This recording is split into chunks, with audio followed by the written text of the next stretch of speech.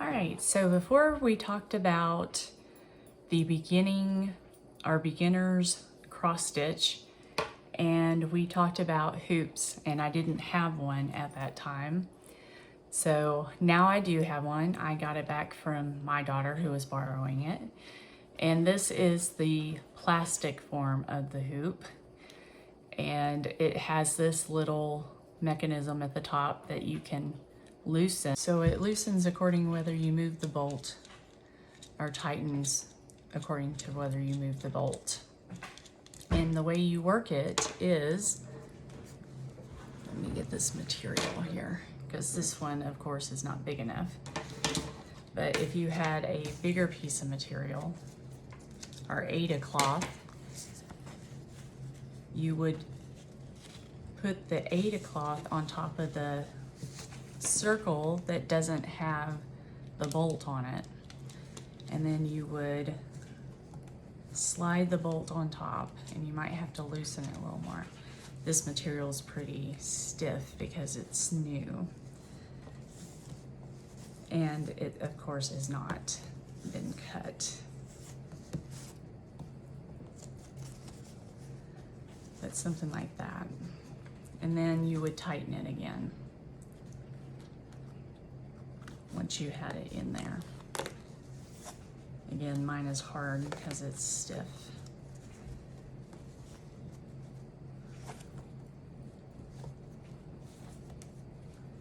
And folded, which doesn't help.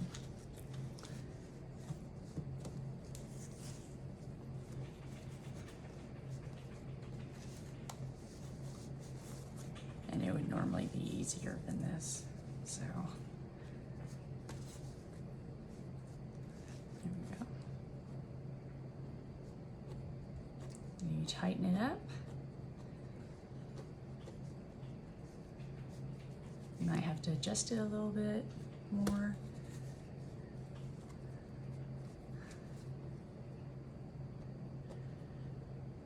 And now you have your cross stitch in the hoop. And the way you would use it is you would hold it by the hoop and go underneath and do your cross stitch.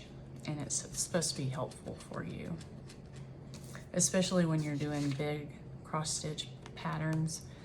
That way you can do a section at a time. But on small ones like what we're gonna do, you don't need a hoop. But you can also use like the wood hoops as decoration. You'll have to forgive my blue fingers. I did some science experiments this week with food coloring. So we also talked about taping our edges so that they wouldn't fray. And I didn't do that last week, but I will show you how to do it now. So you'll just take your tape, and again, it's just regular masking tape, and you put like half of it on and then just fold it over, and it's just to keep it from fraying. Or you can sew it.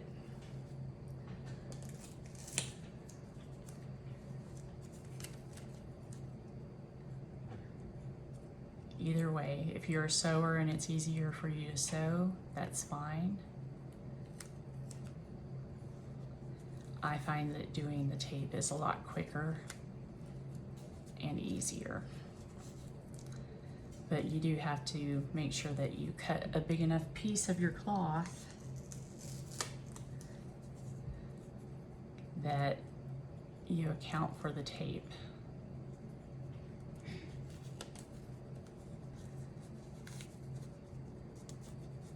We also discussed doing the needle and putting the thread onto the needle. I hope you remember how to do that. I'm going to show you how to do it again in just a moment.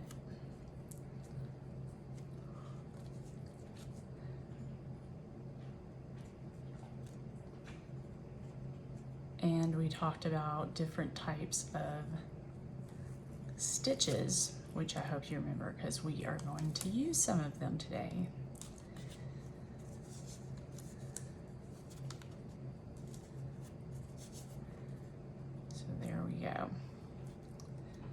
If you have a little bit over the edge, you can just tear it off or cut it off,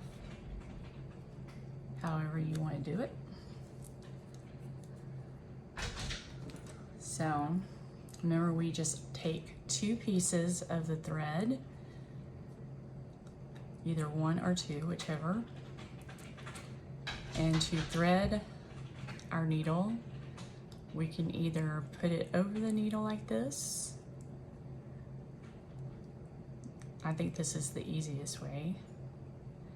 And we can then kind of try to slip it through. Sometimes it's kind of difficult.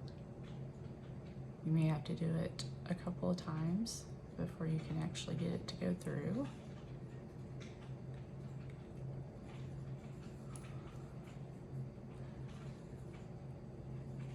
Sometimes kind of doing this with your fingers helps because the oil from your skin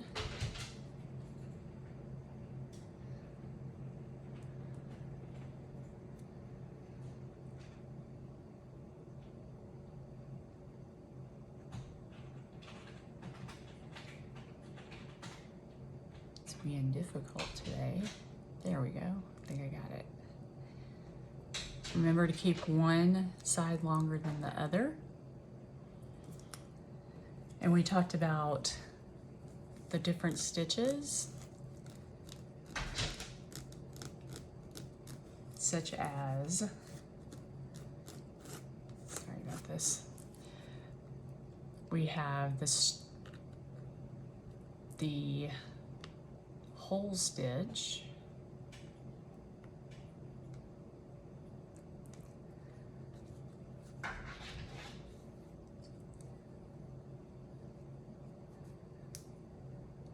which is like this. And if you're doing an entire stitch, you would make a cross, which is why it's called cross stitch. I put the wrong hole.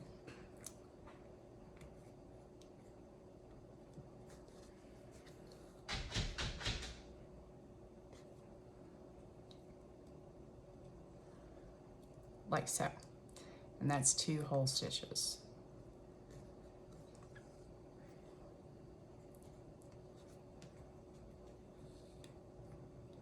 A half stitch is just like it sounds, and it would only go halfway, so you would go to the middle.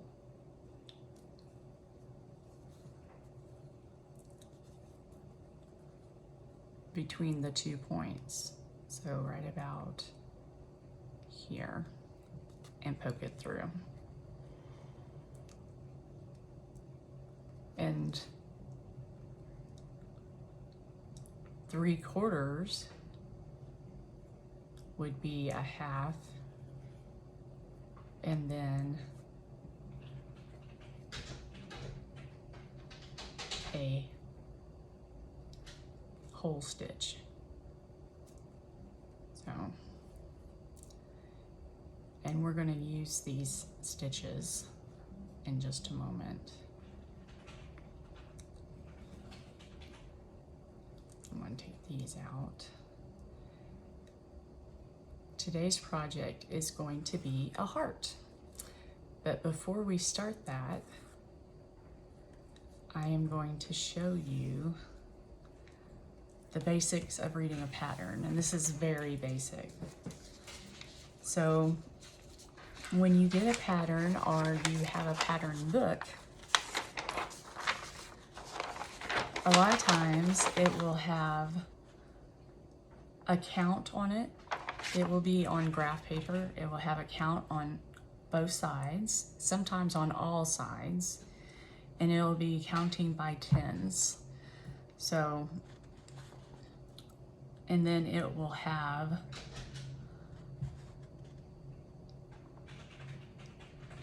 a mark where the middle is here and a mark where the middle is here. And that's where you can come together to find the middle of the page. So you'll know where to start on the pattern, and that's where you would start on your Aida cloth. It will also have a legend, and on the legend it will have different symbols, and usually the different symbols will also be in color. So in this case it has like a little circle with half of it shaded, and it's blue, and beside it has these little alphabetical letters and numbers. This is a color, and DMC is the kind of thread it is, and the 1, 2, 3 would be the color that it is in this kind of thread. This is the brand name. So, and it would be this color of blue. So then this would be this orange in DMC brand thread, and this is the code for this color of orange. So on the pattern, every time you would see this symbol, it means that it's this color of orange. And every time you see this symbol, it means it's this color of blue.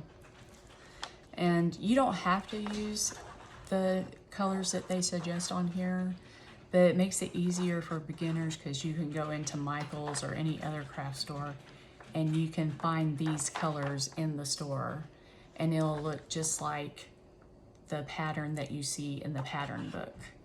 But as you go along and you get more experience, you can substitute your own colors that you want to use in there, and you can just make a note on the side which colors that you used. But the way you read a pattern is that you look at these symbols and you come over here and see what color they are. And then you go through, and the way I do it, and it may be different from other people, is I go through and I do all of that one symbol throughout the entire pattern. And when I'm done with that one symbol, then I go through and I do the next symbol, and I do all of that symbol until I'm done.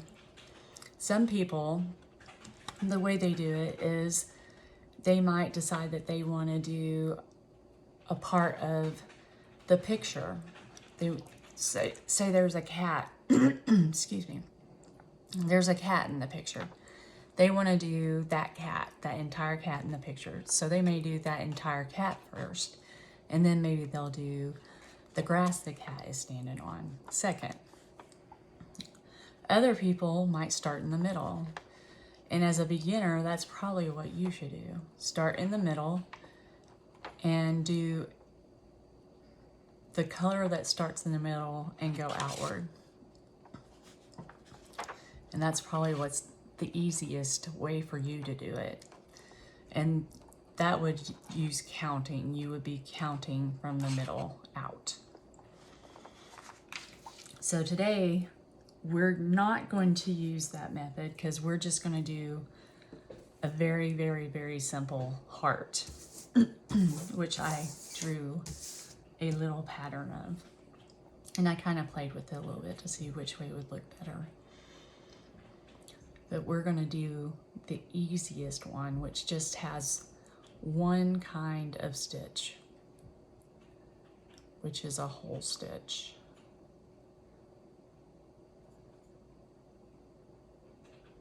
Or a full stitch. If I can get this rethreaded again. I made a mistake of taking it back out.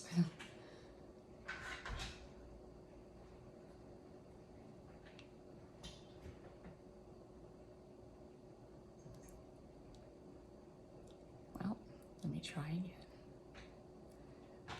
That one doesn't want to do it.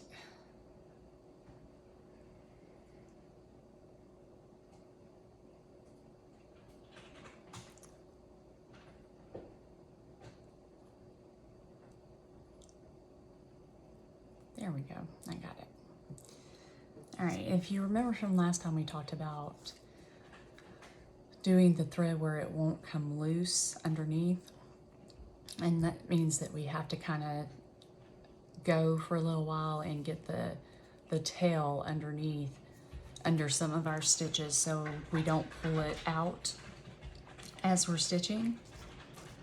So what this shows is, don't worry about these lines that go across. That was where I was kind of experimenting a little bit. We're just gonna do X's. So this first part says we have 2 X's right here, and we're just gonna do it from the middle. Remember, I said to find the middle, you're gonna fold it this way and open it, and then you're gonna fold it this way and open it, and it's gonna kind of show you where the middle part is. So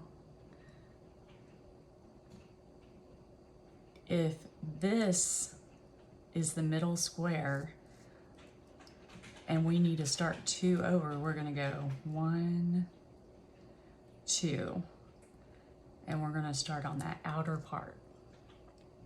So this is the middle square right here. 1, 2, so we're gonna start right here. And if you're right-handed, you normally start on your right. If you're left-handed, you normally start on the left. So you kind of pull until you get a little tail left, and then you're gonna wanna hold that. So it doesn't come all the way through. Then you pull through, and then you want to come up in this next one over, but you want to make sure that this tail part is through so that it kind of holds it in place, and it is.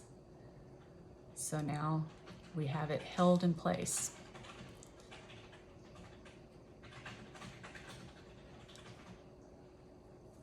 And I like to go all the way through before I come back and make my X's.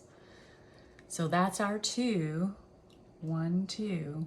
We're gonna skip this one and do 1, 2 again. So skip over this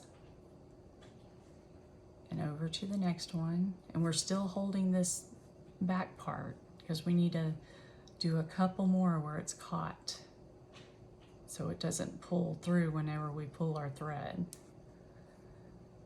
1, 2.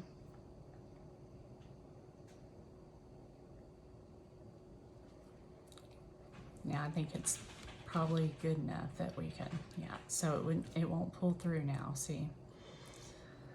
So now we go to our next line down, which is 1, 2, 3, 4, 5 squares, which means 5 stitches, just like this. And we just go 1 below, right below our last stitch.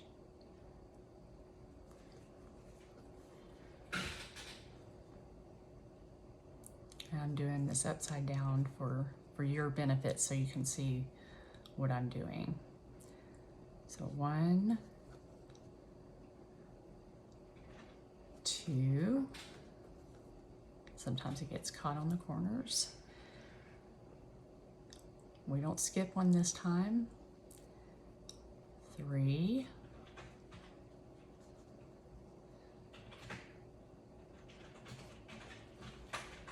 4,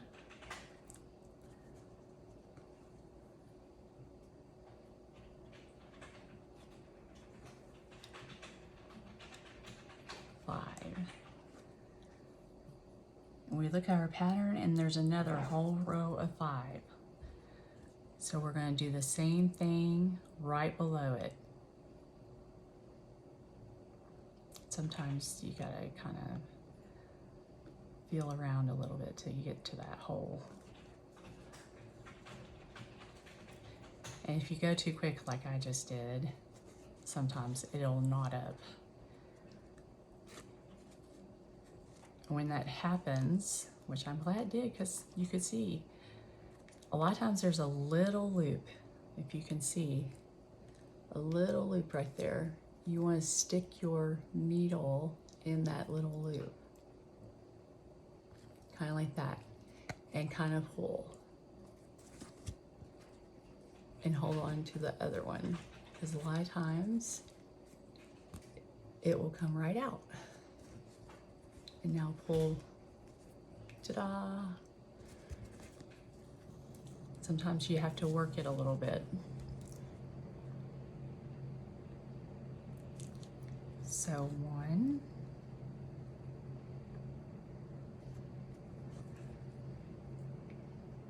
2,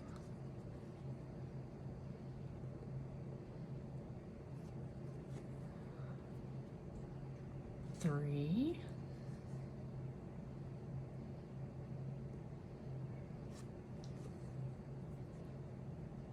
4,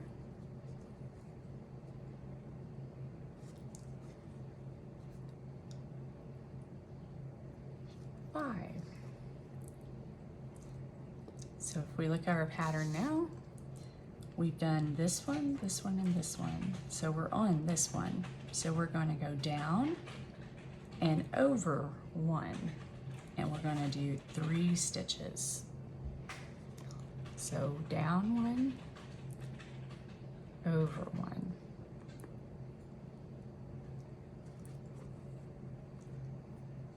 We're going to do 3 stitches. 1,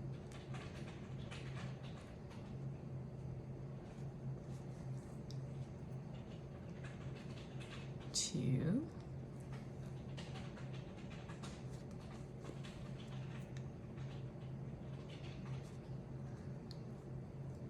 3. So our last one is just 1 in the middle on the bottom.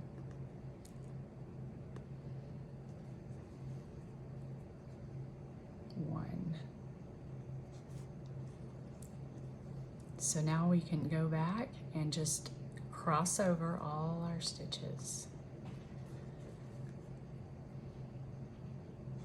And if you want to make something like this and make it bigger, all you have to do is add 2 stitches to each side and then add 1 stitch at the bottom.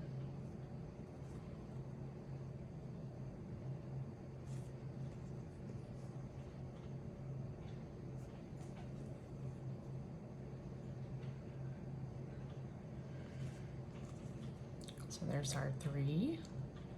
Now we're up to the one that has 5. And once you start doing this, you'll get a lot quicker. You'll kind of be intuitive where your needle needs to go.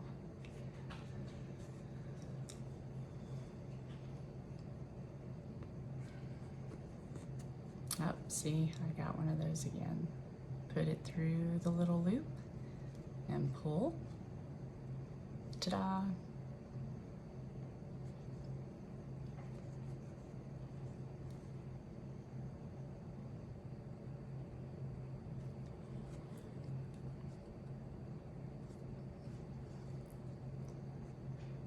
Okay, so that's one little row of 5. We're on to our second row of 5. And then we have 1 row left. And then we'll be done with this little project. And it took no time at all. And then I can show you how to finish off with your thread.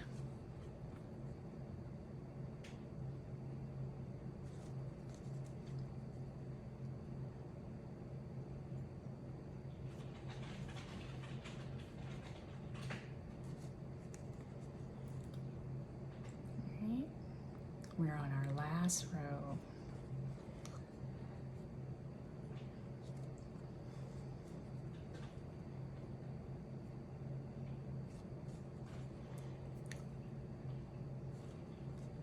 And also, you don't want to sit and do this for hours and hours and hours because your hand will cramp up. So you can sit and do it for a little while, and then you want to give it a rest and kind of do this kind of thing, because holding your hand like this for hours, it will cramp your hand up. All right, so there's our little heart. And what we want to do to finish off this thread, because if you just leave it the way it is, it will come unravel. And so you kind of do what you did to begin with, except for you're going to go underneath all these threads here. And sometimes it's a little difficult because your threads are nice and tight. So if you have a hard time doing that, what you can do instead is kind of pull it through, and you have this little loop, if you can see, this little loop right here. Instead of going through all those threads, you can actually just go through this thread a couple of times. Like maybe 3 times. Pull that thread through.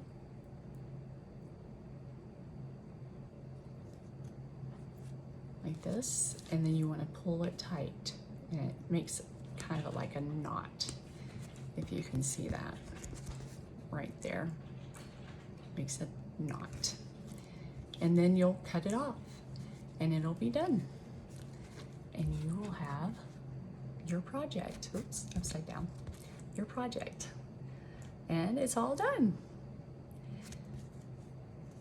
And that is how you do a beginning cross stitch project. So now you know how to do your different stitches, and you know how to tie it off, you know how to begin. So you can go on to Google or not Etsy, the other one, Pinterest, and you can find all kinds of little patterns for beginners, and you can start your own project. So thank you for joining me for beginning cross stitch. And if you do a project, I would love if you would put a picture in the comments, or even email me at tanderson@cityofnewnan.org. Thanks for joining me. See you later.